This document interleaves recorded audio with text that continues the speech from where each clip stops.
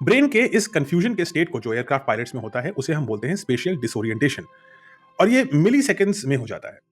और लो एल्टीट्यूड्स पर फ्लाइंग कर रहे एक फाइटर पायलट के लिए ये एक सबसे बड़ा खतरा होता है और इसी के लिए उसको ट्रेन भी किया जाता है।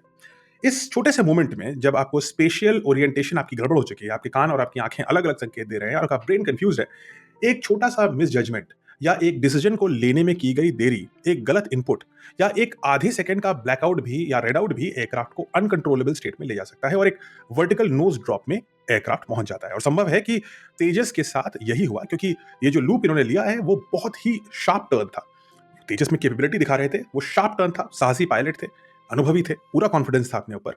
और इस शार्प टर्न में हो सकता है कि ये रेड आउट और ब्लैक आउट का एक मिक्स हुआ हो। वीडियो और टाइमलाइन बताती है कि मैन्यूवर के बीच तेजस ने अपना एंगल ऑफ अटैक होल्ड करना छोड़ दिया था। और यही संभव है कि पायलट ने जो first half of the loop है वो तो परफेक्ट है, वो तो दिख रहा है, लेकिन दूसरे हाफ में जी लोड या हल्का सा स्पेशल डिसोरिएंटेशन हो गया हो, कुछ सेकंड का, आधे सेकंड का। और इस स्प्लिट सेकंड में थोड़ी देर के लिए नियंत्रण खो दिया और उसके बाद प्लेन को एक अनरिकवरेबल स्टेट में पहुंच गया, क्योंकि धरती बहुत ही नजदीक थी, खतरनाक लूप कर रहे थे।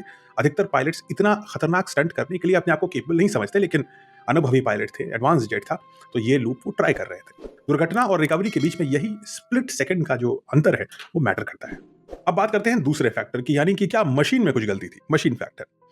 एक दूसरी पॉसिबिलिटी जिस पर विचार करना आवश्यक है और एनालिसिस करना भी आवश्यक है वो है तेजस के इंजन से जुड़ी हुई एक बात।